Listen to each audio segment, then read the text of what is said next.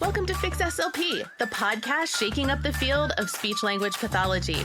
We're calling out the barriers that hold clinicians back, fixing broken systems that limit our care, and giving the power of our profession back to the people who live it every day. This is where fearless clinicians come together. It's time to change the field with our voices, leadership, and advocacy leading the way. So let's fix SLP.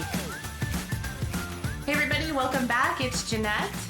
I've got two guests today. We were talking before I hit record that we think out of the entire 92507 series that we've been doing, this is, now that we know these codes are happening, so now since we know they're happening, this is probably the most important episode topic that we've done, that we have planned so far, because this is going to make or break our employer's ability, and then by extension, our ability to make money.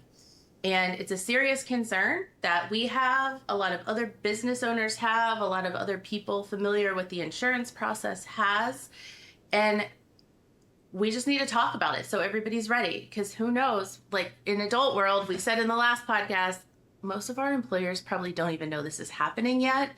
So this is going to be a last minute, it's Christmas time, everybody attend these trainings situation. So we're talking today about documentation and auditing and how the new code set may open us up to more audits, and therefore documentation needs to change based on the new code set.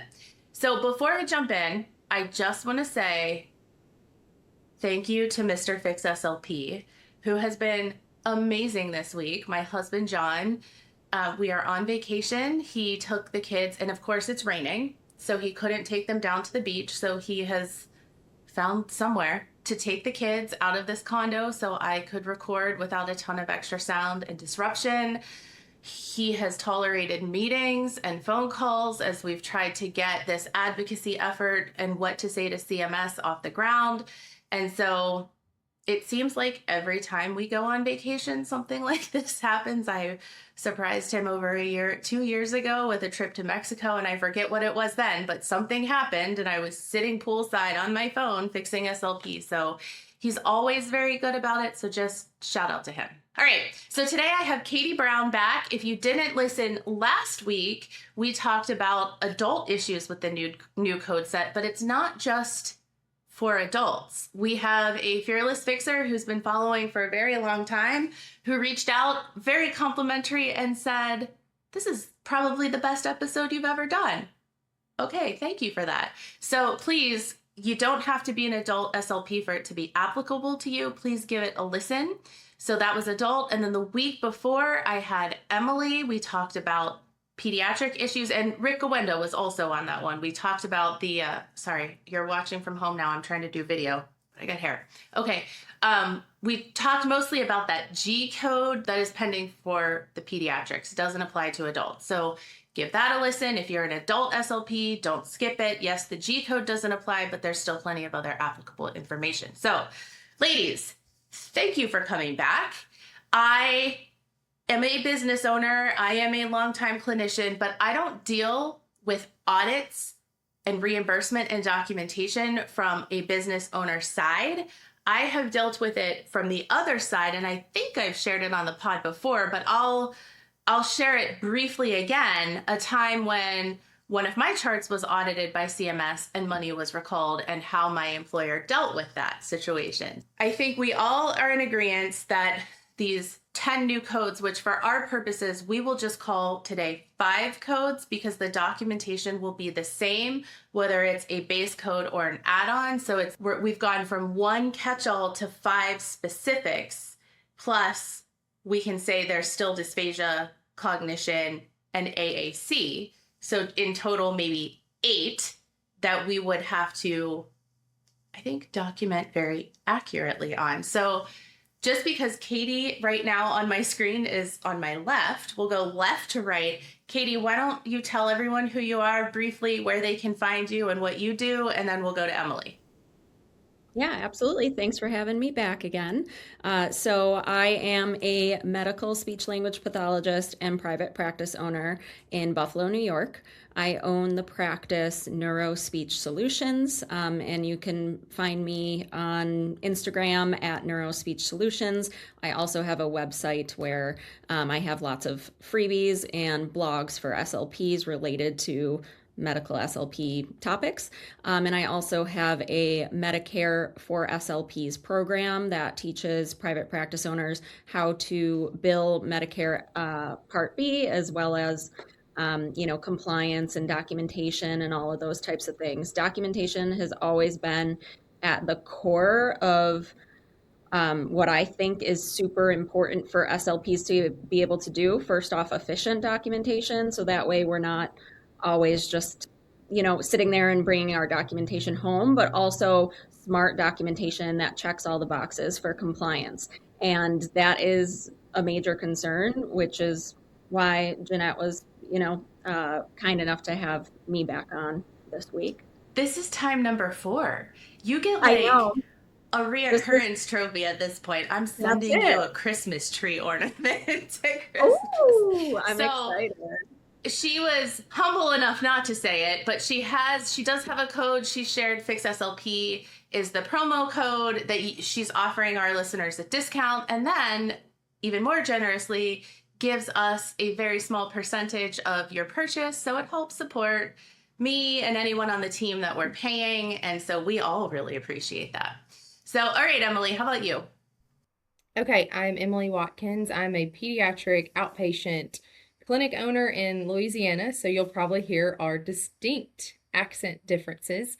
But I opened in 2018. We do speech OT PT. I didn't say this last pod, but our website's ptpofla.com. And I also am like I said, speech therapist by trade. I always have to say that because I'm at conferences and nobody ever knows. So I am a speech therapist by trade. Haven't treated, intently. I'll step into some evals every now and then, or that are trickier than others, but haven't treated a caseload in a couple years. But through this advocacy effort, these major changes in our profession, I met Jeanette, and she has introduced me to a ton of people who are, just very bright, brilliant.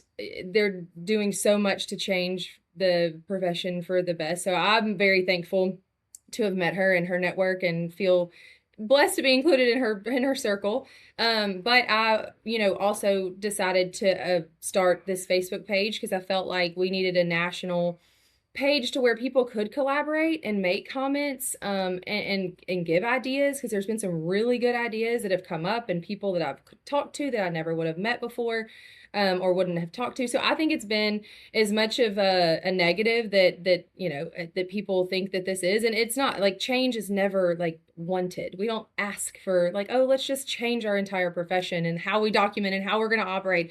However, I do feel like the perspective is important. That change is good. In many ways it is good, and it brings a lot of people together, and it has introduced me to a lot of people. And so we have that Facebook page. It's Speech Therapy Advocacy Alliance, and I would encourage anybody to get on there. I did have to take it from public to a little more private because we were getting some ads, but for the most part, it's been really great. And it's been great to be able to disseminate information that otherwise wouldn't have been able to be as easily disseminated. And so I would encourage everybody to join that and collaborate with us. And it's a great group. Katie, why don't you tell us, let's just start with your story, your business's story about the audit that you went through Medicare. And I think you said at one point that you never expected Medicare would audit you, but they did. This is really important. These are CMS codes. This is Medicare. So Medicare does do this. It's going to apply to commercial insurance plans and all of those things. So that's why we have Emily here to talk about that side of it too. But I mean, these are their direct codes, and this is what they do because this is how they save money. Yes. Right? All right. Tell us about your story.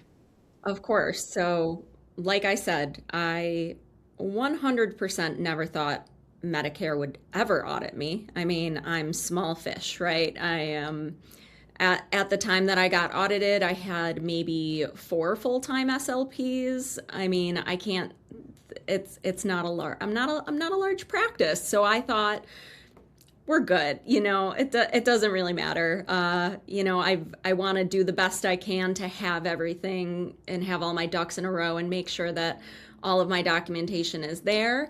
However, the likelihood of them actually auditing me was unlikely. But then it happened in the end of 2024. I think it was October 2024.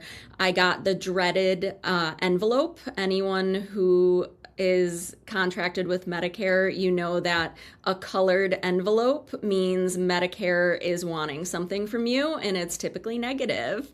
So you'll get colored envelopes if there was an overlap in home health care and now they're taking payment back.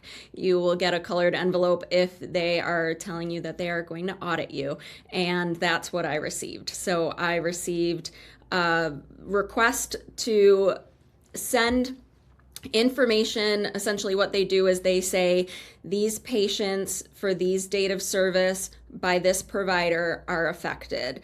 You need to send us all documentation that is for these dates of service for these patients. So I believe that they audited, I think it was like 12 patients or so. They didn't say you need to send us everything and you need to send us all of your documentation about your from your business. They selected several patients. In particular, my audit focused on initial evaluation and some follow-up sessions after, and I needed to provide all documentation for that. I needed to provide the support that these services were warranted. Scripts from doctors, if I had them, would support that. I needed to send signed plan of cares, which is something that has notoriously been challenging for SLPs to obtain, is that signature on that plan of care, that initial plan of care for our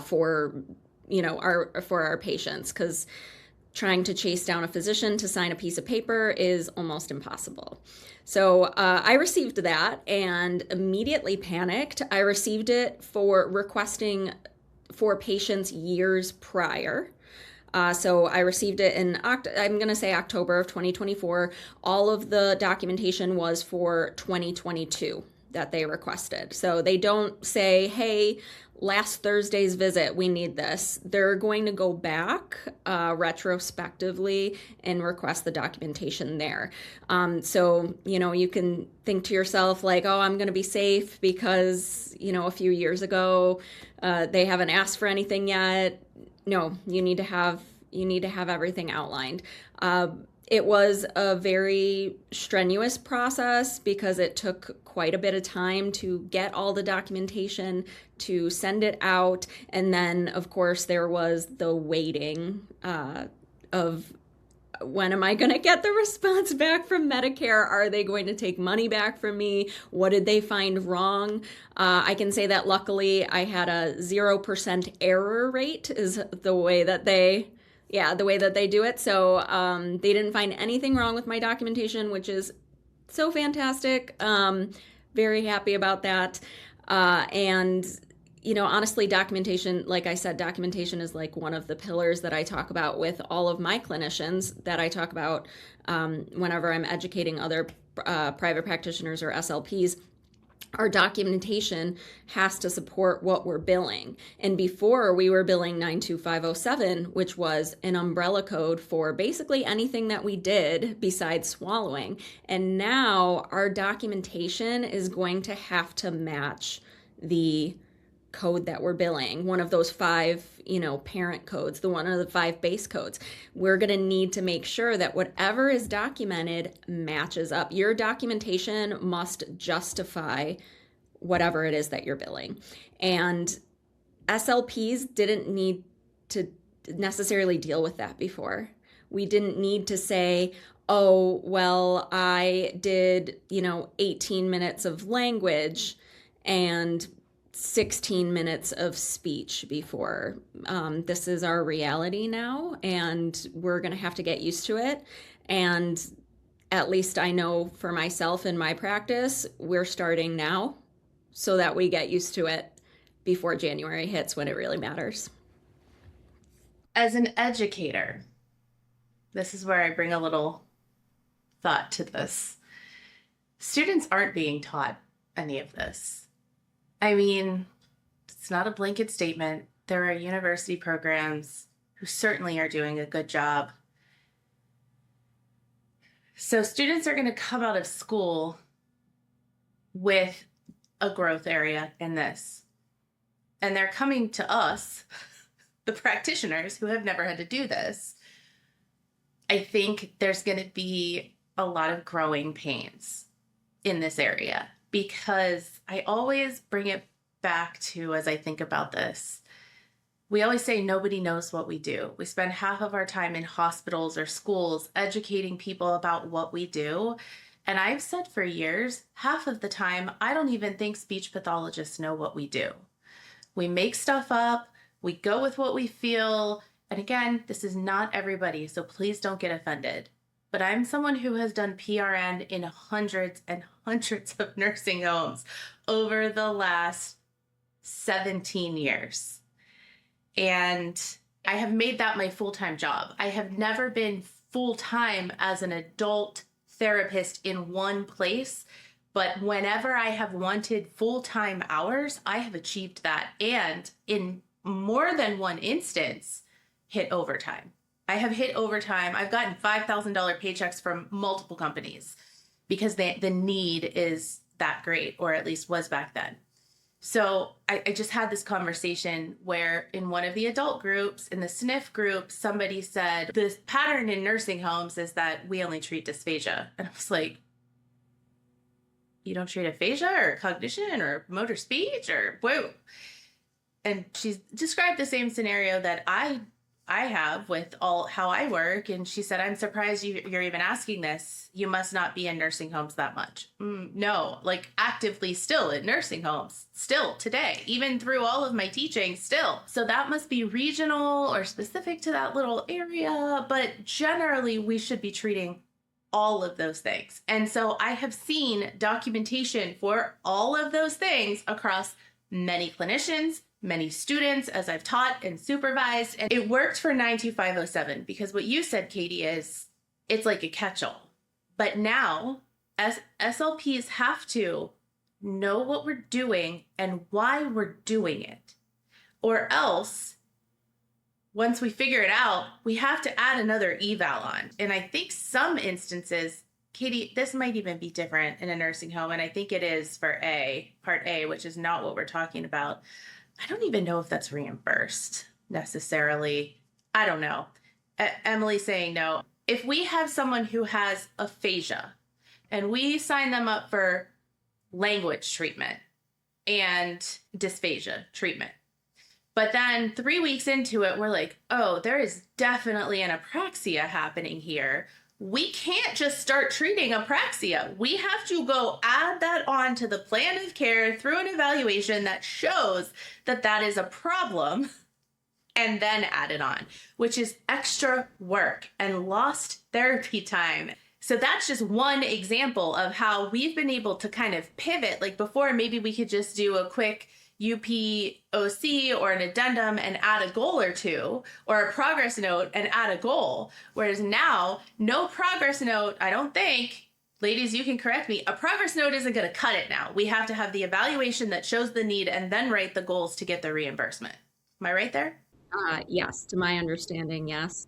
One thing in particular is we need goals to match up with the billing codes. So if normally you bill language and then, like you said, suddenly, oh, there's an apraxia, I want to bill speech and language, but there's nothing to support speech in your plan of care, then either your plan of care needs to change or you're not billing for speech and language. And I think that is an area that we've been fortunate to not have to worry about that. You know, SLPs have a lot of things to worry about, and we haven't had to worry about that, but now we're going to have to, and everyone needs to know that. And you know, there, like I said in the last podcast, there's still SLPs that don't even know that these codes are being changed.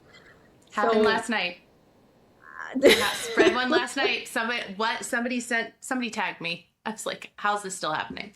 Yeah. How's this still happening? And I was going to say, on the private practice side of that, is that no, we haven't had to go back. I mean, all we do is we don't even do a progress note. We can just go in there, change goals, because thankfully I can have been able to make some own rules. I'm not saying like billing rules, but for stuff like that, operationally, we don't have to. Now, my OTs and PTs do. And so that's the blessing that I have, is I have their lead in the way that they've operated for years, or ever since I've been open. And so that's the one good thing about me having them to lean on. Now, granted, they're on 15-minute increments. This is going to be a 30-minute, so that is very different. But I do agree. I mean, that is one thing that I have a clinic director here. She's an OT. And what you just said, you have to have a goal that matches up your billing. And if you don't have one, you can't bill that code. And so they are adamant about that. They train it, she said, really well in school. I think they have an entire class in OT. I think OT even does it. In my limited opinion, from the schools around here, they've done a really good job of, when we get OT students, they know, like, they are very well versed in the fact that they have to have an activity log.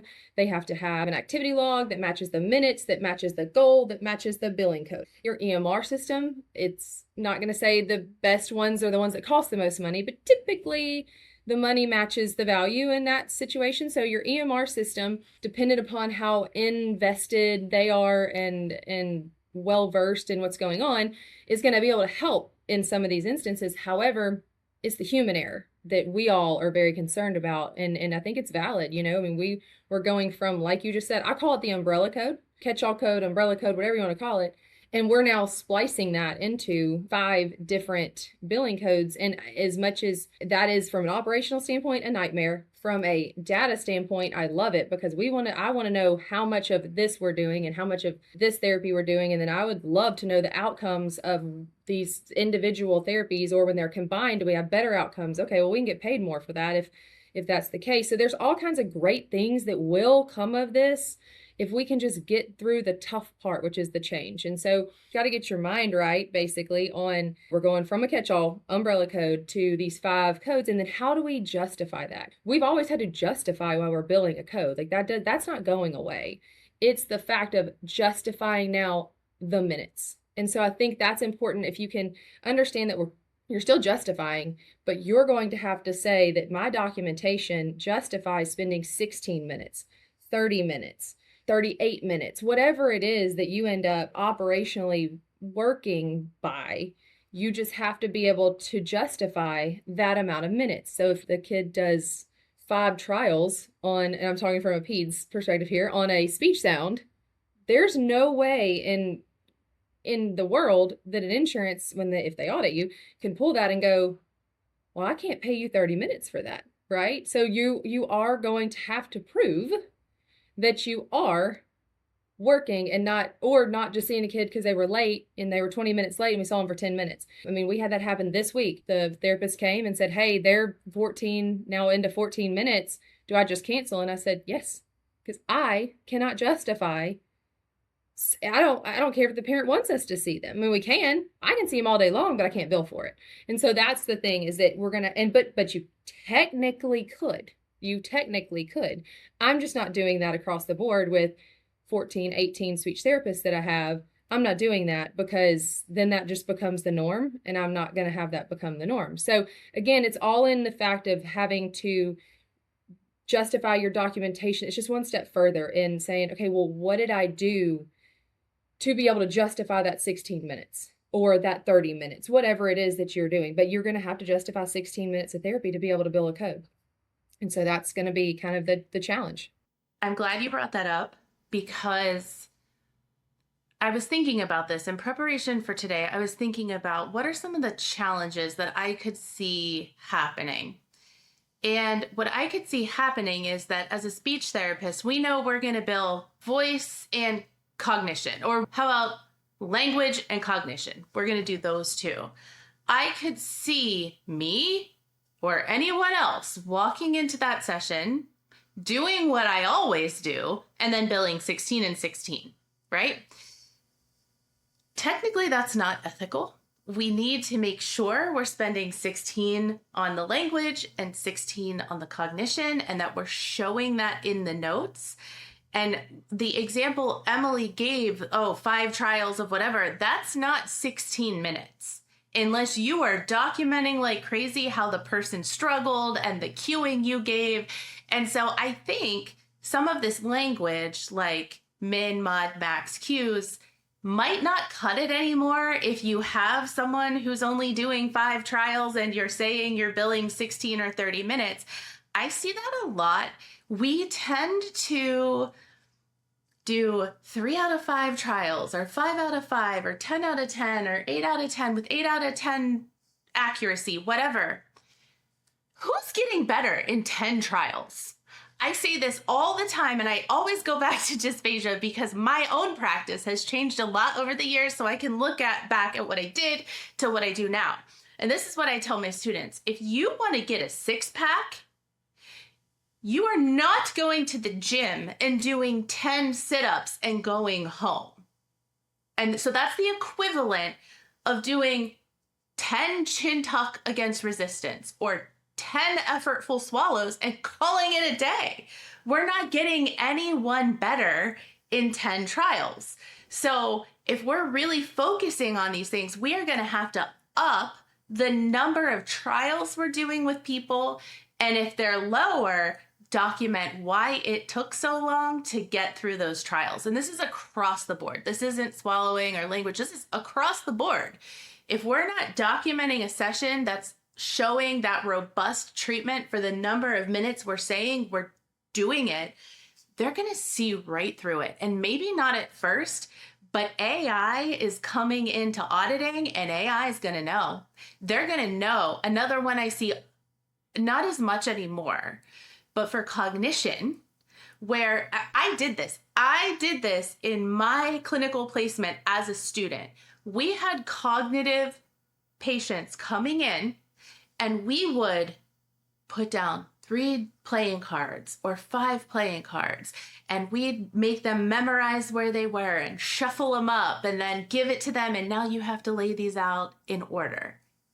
Memory is not getting better by doing that, okay? That is not cognitive therapy, and AI is going to start pinging that, because AI can find the evidence and know. And then it's just going to build, I don't know this for sure, but I can just imagine it's going to build an intelligence and a catalog of things that is evidence-based and not. And yes, clinician experience and patient values are important. And so if you're bringing that into your evidence base, and that is part of why you're doing what you're doing, you need to document that too. Because humans are going away and computers are going to start doing this job. So we, again, have to know what's the problem, what's the modality we're choosing to help compensate or restore that problem, and what are we doing, and what's the intensity level and frequency that we're doing it at to make sure we're justifying our skilled service. And that's the key. What are we doing in that room that's skilled? That man's wife could have shuffled a deck of cards, right? Why do you need me with a PhD, or Katie and Emily with a master's degree to do this session today? Yes. And we're not very good at that. Yeah, I've been, biting my tongue as I'm listening to you, because I've wanted to jump in a bunch of times, but you just summed it up perfectly. We need to document skill. Why? Why are we providing this treatment? You're exactly right. Why isn't the spouse shuffling the deck of cards? Because the spouse can shuffle a deck of cards. I have always thought that a lot of documentation, like you said, 8 out of 10 with mod cues. What are mod cues? What do you mean? the insurance looks right through that. They're like, that there's no skill to that. In order to bill to insurance, we need medical necessity for most, right? Let's just talk about Medicare. We need medical necessity and we need skilled therapy. So if you're not documenting your skills, you are opening yourself up to clawbacks. And that's not the reality that we want. And that's where I think a lot of people's documentation needs to update and kick it up a notch. I'm not saying you need to write a novel, but I am saying don't say mod cues, say, well, we did modeling and placement cues, and then that faded out, and then they were able to benefit from just a mouthing model rather than actual sound. Like we need to substantiate why we are using our degree for this therapy. And if you go back and listen to the last week's episode with Katie and I did hold back tears, and then some fell, as I talked about losing our profession to OT and PT. And you just heard Emily say, OTs and PTs have been doing this for years. They are better at this. So they're already doing this. They're already doing it in our adult world with cognition. And if there's gonna be audits and money's gonna be pulled back from SLP, but it's not getting pulled back from OT, who's treating the code, us or them? We need to think about this as also protecting our turf and our profession. And I had a really disappointing comment on something this week too, that said, I'm tired of you, as in me, I'm tired of you putting this on SLPs. I am a single mom who needs the money, who can't afford to start a private practice, who needs a job. First of all, I never said you need to start a private practice. So let's get that out of the talk, okay? Let's get that out of our language. What we are saying through all of these podcast episodes and posts and information is this is everyone's responsibility. It's your employer's responsibility to offer training so they make sure that they get the revenue they need, but it's also your responsibility to get yourself educated as a professional to make sure you're doing the job right. And that's not just to make money for your employer or make a paycheck for yourself, but it's to serve your students and your kiddos and your patients and your clients well, so they can get what they deserve. Because if you're not documenting correctly, has anyone done Advantage plans before? They'll cut you in 5 minutes, okay? If someone's gonna go back and appeal a decision that's been made, that comes down to your documentation. And I venture to say appeals are lost more than they're won. So this isn't just on SLPs, it's on all of us. We all have a different role to play, and your socioeconomic status, your job status, whether you own a business or not, doesn't come into this at all. It's about being a speech language pathologist who knows how to do the job and does it well, or is taking ownership and learning to do it well. And I've done that work. When I started treating in nursing homes, I quickly recognized I had no idea what the F I was doing. I've shared this on this platform before. I've shared the fraud that I knowingly committed, so you all know that I've been in your shoes. And I went and got educated so I could be better for the people I'm serving. And honestly, when you're better at the job, it's more fun because you see more outcomes. So these people who say cognitive therapy isn't real, it's because you're not doing the right cognitive therapy. You haven't learned how to do it yet. And that's okay because we're all learning everything at different rates. The goal here is for all of us to get better and to make our profession better. And I'm going to pivot to Emily now so she can talk. But this is not for today's podcast. But Emily and I are working on a huge project that will have implications, we hope, for now, but for also every year in the future that Medicare or Medicaid across the board tries to make cuts. She's got a meeting in a couple hours about this. So hopefully next week or the week after, we're bringing this to you.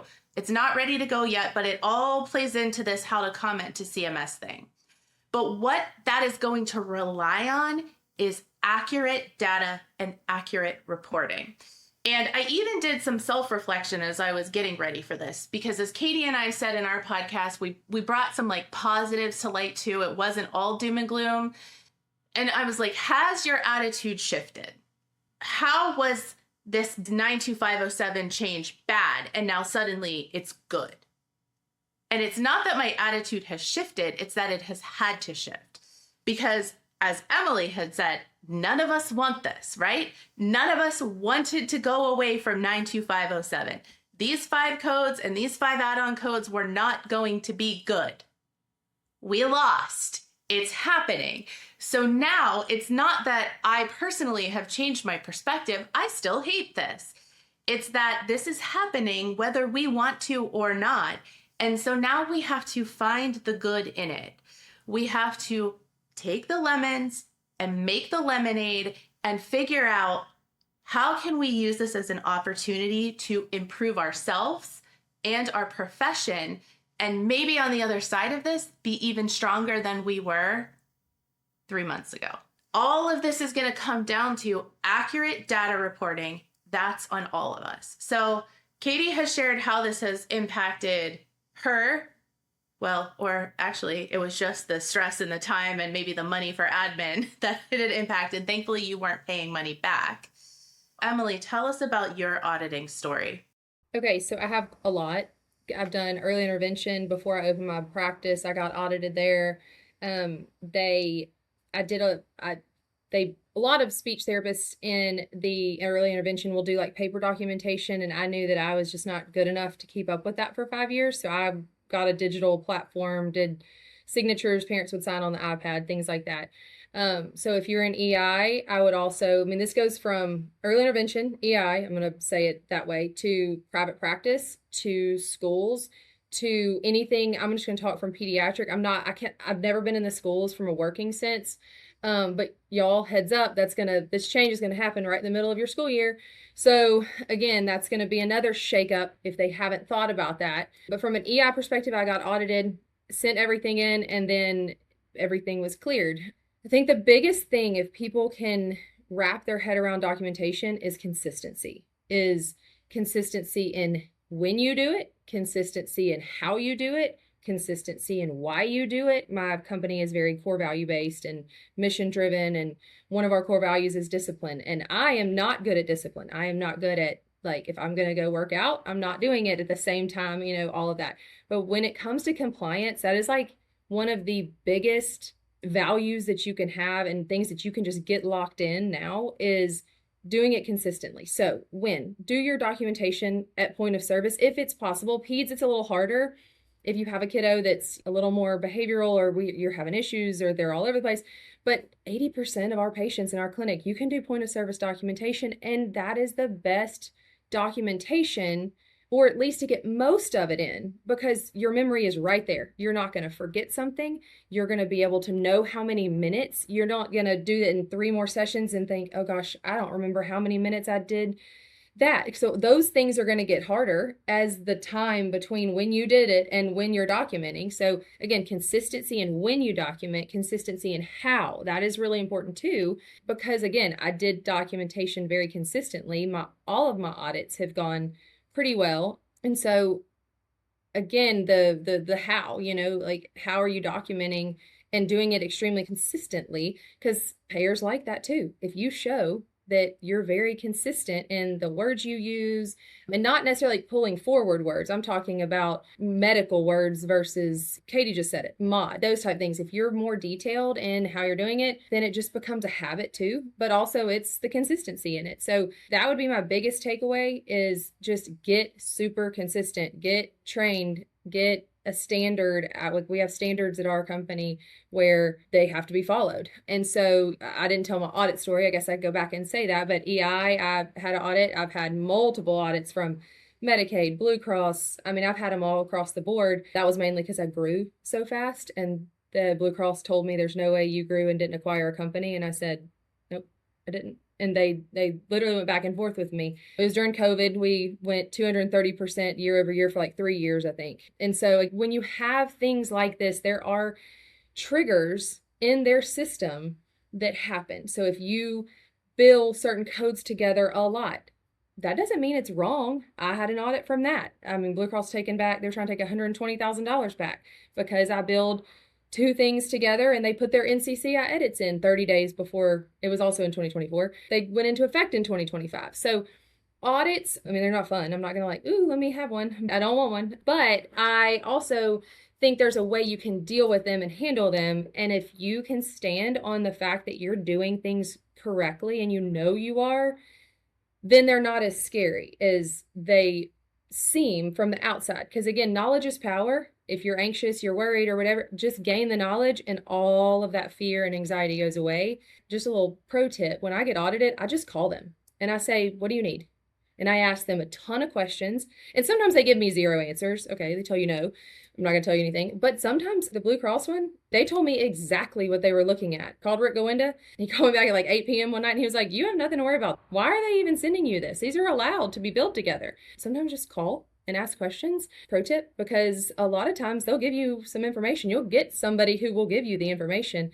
I've gained a lot of info by just calling and asking them, what do you need? Because then we don't send them more than what they need because they use that to their advantage. And quite frankly, we're human and we make mistakes. And I don't want them to use any of my human error mistakes to their advantage. So that's just another little pro tip. And we could do a whole thing on how to deal with an audit if we wanted to. It's really not sexy, just like documentation's not sexy, but it's important to know not only how to deal with it, what happens in it, but then how do you learn from it? Because that's why I am very consistent in my documentation and how we train. I mean, that is the day one training is our documentation, EMR system. We have it set up to where things are required. So it makes the human error lower. We try to do that as much as you can. That's another thing is just try to get that human error just reduced down to as little as possible, especially in this change is going to be huge. So if you're not super compliant, you don't know what's required for your Medicaid, you don't know what's required for your documentation for Blue Cross, whatever, I would go and find that out. ChatGPT is a great resource. Rick Goinda is a great resource. Go find that out. I would do that now and then start doing it, because when a change comes, if you're consistent, it's a lot easier to deal with the change. I did want to make a comment too about how you said the cog being pulled and OTs are going to treat it. So I'm a speech therapist. I believe that our speech therapists are very well equipped to treat swallowing and feeding. I'm just going to say that as a preface to what I'm about to say. But our feeding and swallowing code is bundled because it's 2 untimed codes with 92507 and the feeding code. They're bundled in my state, so we don't get reimbursed for it on Medicaid and Blue Cross. So with that, as an employer, I have to go, OTs get paid for that. I have to spend a lot of money training. I mean, I do not let anybody who walks in my door treat feeding. They cannot treat it when they walk in my door. They have to have a certain level. We have tiers at my company, and you have a certain level that you have to have before you can treat the feed. Okay, that costs money. And so I have to look at that and go, where is my ROI? Where is my money spent on training? And so our speech therapists do not get a lot of training in feeding. They get a very, very low, and they really don't treat it much because I can't get reimbursed for it when you add up the cost of training to that and the liability and all of the things. And so, yeah, my OTs treat it way more. I'd say 90% more. Now, when this code change happens, that probably will change. And I want it to change. I'll be honest. That was one of my things I was actually kind of excited. And Rick Goinda looked at me at a conference. He was like, you're excited about these timed codes? And I was like, yeah, maybe my speech therapist can finally do feeding like they're trained to do and get paid for it. You said that example from an adult standpoint. I'm giving it to you from the horse's mouth as to why decisions have to be made that way. And and I don't want it. I mean, we talk about it all the time, how I'm like, we're very well trained. I personally think we're the best at it, but it's a decision that you have to make based on how the company, the ROI of everything. And so that's the thing is, I think that as negative as changes are, because nobody likes it, it forces you into some positives that you didn't really know that were going to happen, because people don't realize, I mean, there's probably some people that don't even realize that it's being bundled in their state. They just say, well, it's never been paid. Well, why? Why haven't you fought that? I want to interrupt you. Yeah. Because I already know this answer. I'm sitting here laughing and I'm thinking about all of the social media reels I can splice together from this. Emily, did you listen to the episode that Katie and I did last week? No. Thanks for making our point. You literally just made the point that we were driving home, that I'm crying on a podcast saying your employer is going to pick the person who makes more money. And you just said, as an employer, I have to look at return on investment and cost, and I give it to OTs. Does everybody hear this? Mm-hmm. Go back and listen to Katie and I last week. It was an adult named podcast, but Emily does pediatrics, and she, from an employer standpoint, without even knowing that Katie and I had the whole conversation about how adult medical SLPs are in trouble, she just gave you the example. It's already happening. It's happening in front of us, and we are losing this profession for many reasons. And this is one of them. So please go listen, please. But we're not going to let that happen. No, because we're going to get data. Yeah. And data is important. And I'm not going to disparage anything necessarily, but ASHA has an initiative and they have a system that I have tried to use, and I have had meetings with them because I wanted to use the outcome measures system. They have like 2,000 patients in there at any given time. Out of the hundreds of thousands of speech therapists that could be using it, it is so hard to use. It's so clunky. It is so difficult. I said, I'm just going to make my own system and deal with and do my own outcome measures and have my own for my own company. And so what I'm saying is that there is no data. There is no data that says that a speech therapist doing feeding gets better outcomes, because unfortunately our national organization has not developed that, has not advocated towards that, and has not cared to gain that data. And in my opinion, we're getting into the age, actually it's not my opinion, we're getting into the age that data is power. It is more powerful than anything else. And when you can have a trend and you can have data and you can show unbiased information to another person or a company, that is going to win all day. And so the more that we can get on board with that and understand that as a profession, the better we're going to be in a year, 2 years, 20 years. But if we don't, then we don't have the data, we don't have any power. And so it's so important to understand that you've got to be able to collect the data and to be able to go and say, this is why this is valuable, and this is why we are valuable, and this is why our valuation isn't where it needs to be. The only way to do that is through data. It is there. You can argue with me all you want, but that's the only way that it is going to change. And the only way you're going to increase value, which is a number, is through data, which is a number. Absolutely. I mean, just to jump in there, CMS, AMA, ASHA, Medicaid, powers that be are not going to just magically give us more money because we say we want more money or we deserve more money without actually quantifying that number. And Jeanette and I had spoken on the last podcast that this does give us an opportunity to track outcomes better. Just like you were just saying, Emily, I think that if we can think on a bright side, not doom and gloom, of we will be able to parse things out better and get that data and that trends to support in the long run. Is it going to happen tomorrow or January? No. But I'd say the future and the outlook is brighter in that sense. And Emily and I are going after that again. Meetings today. Hopefully we have some answers in the next week or two. I want to wrap this up in a package because Emily's speaking as a business owner. Katie's coming in somewhere between. I'm the educator clinician. So let me put some of what was said into how does this apply to me as a clinician. And I think this is where my story very briefly will demonstrate that. And this was 2014. So even 10 years prior to their audits, the SNF I was working for had an audit from 1 or 2 years prior, so 2012 or 13. My documentation for the course of the therapy I had given was fine. That is not what they ended up having an issue with when the chart was audited. What had happened was the days of RUG, where you could get different scores and reimbursement based on the minutes patients got. And so I was discharging a patient who had met goals. And that is what my documentation said. I demonstrated everything. The goals were met. And the therapy manager came to me and said, can you keep this patient on one more week so we can bump the RUG score? And sure, why not? We can work on generalization.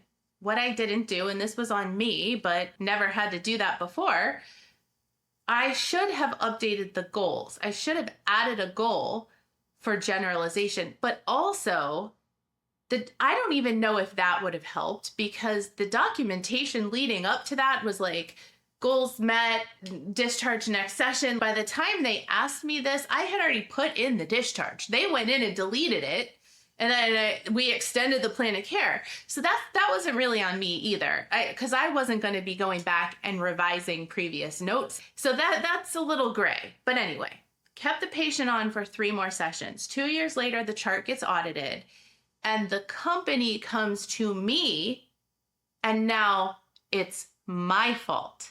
Because we're never going to say that the manager asked me to keep treating to make more money. It's my responsibility to have reflected in my notes why that patient needed another week of therapy, and the notes didn't justify that, and the money did get recalled, and they did have to send it back to Medicare because my notes didn't reflect a need for service. Rightfully so. The patient needed discharge. The company got caught, and I was the middleman. Now, when stuff like that happens, your company is never going to protect you. You are always going to be the first one that gets thrown under the bus. I didn't get written up, but I did get a letter, probably what we would call a PIP today, a performance improvement plan. I had to write to them and document a plan on how I was going to do better so this didn't happen again. This is my favorite, is they didn't know I was hired for my first full-time academic job from Columbus, Ohio, all the way to Philadelphia, and that I was moving like 45 days later. So I just put in my notice. I said, my plan is to not work for you anymore, and I'm out. So like, I wrote what happened. I said, my manager, this is what happened. This was, I rightfully discharged. That was deleted. My plan is I can't work for an unethical company. Peace. Goodbye. So yeah, we can't all do that, right? But a way to avoid it is to make sure you're doing the things that we're talking about, because yes, it is your employer's responsibility to make sure that they're following procedures and billing codes and standards. They shouldn't be encouraging you to do anything unethical with the minutes that you're billing or how you're documenting. Or Katie and I talked about upcoding.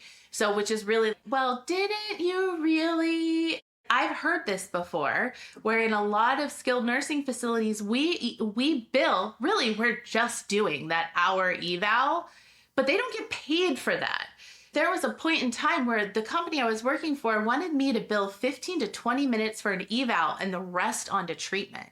And when I spoke up, I was like, no, I was doing an eval that takes at least 45 minutes. That's upcoding. And the manager literally said to me, well, weren't you like doing some things to like cue them along and like pulling? No, this was an eval. You don't cue during an eval. So that's an example of that upcoding. And so if you get caught doing that, even if your management or your director or whoever has prompted you to do that, you're the one that's going to pay. Now, are they going to take money back from your paycheck? No. If you're PRN, are they going to keep using you? Like, if this was something that happened across many charts and they lost a lot of money, or are you losing a job? Because I would say that's not wrongful termination. It depends on what state you're in. But if you haven't been billing, coding, and documenting accurately across many patients, and they lose tons of money over that, are they keeping you on their staff? You're out, because you're the problem, not them. So this is why I'm not putting the onus just on clinicians. But to those of you who need the job, this is why you have to do it accurately. And I would say then, if you are let go, you do have a wrongful termination case if you have done everything correctly and they let you go because they lost money from whatever. So that's just my 2 cents. But this is why we need to care. All of us need to care about doing a better job. I'm just thinking about the horror, just from being in skilled nursing. I'm having flashbacks of me literally walking out the door pregnant and my director of rehab running after me and going, "Are you sure you only saw Mr. Smith for 25 minutes?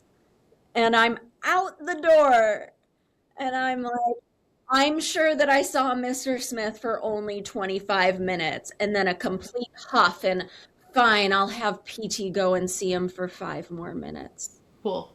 Go for it. Yeah. This happens to everyone. Mm-hmm. Unfortunately, like, this is just a sad reality of this is absolutely what happens. And now it's even more paramount at this point to document, justify, know what you're coding, know what you're billing, and stick to your guns. Yeah. Emily, anything else before we wrap up? Back to what I was saying earlier, how we are going to have to shift. It's really every minute counts now versus it's just a lump session. And so as speech therapists, we're not used to that. I know in SNFs and different environments, that does matter. There's minutes counted and different things. But in outpatient and pediatrics in general, it's not a thing. And so if you're a pediatric and you're listening to this, whether you're an employee, you're a manager, you're an owner, I think it's super important to understand that minutes are now going to count, just like they do in OT and PT. There's a big range that this could go. You could have the speech therapists that get into the weeds and literally have a timer on your desk. That's not necessary. And then you have some that are just going to oh, well, I think I did this for about this. And I'm just going to code it this. I'm not even going to worry about this part. And so there's this massive spectrum that is going to happen. And I think the best thing to do is to not get caught in either one of those and just try to be as realistic as you can. And the best way to do that is to read the rules and know what you're supposed to do. Know the rules from CMS. They're going to come out in November. They're going to have the codes. They're going to have the rules. They're going to have everything. They're going to have your NCCI edits if they have any. Let's just cross our fingers that there's not, and that there's no MPPR. I think there's going to be. We can get into that another day, but I think it's super important to just know what you're supposed to bill. And at the end of the day, what we tell our therapist is do what you bill what you do. Do what you document what you do. And if you do that, 9.9 out of 10, you will be fine.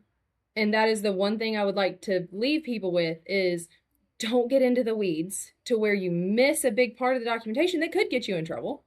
And just do what you bill what you do. If you do that, you will be fine. And then just get it to a standard. Get it to a very consistent standard at your company. Or if say you're a therapist and your company doesn't care about, how you document or they haven't told you anything, then you as a therapist be super consistent and say, this is how I'm going to do it, and be intentional about it and know what you're doing. And so those are the things. Just get educated, stay involved, because no, our integrated service doesn't fit neatly into these 16-minute, which is why we fought it, which is why we made the comments. No, we didn't win that.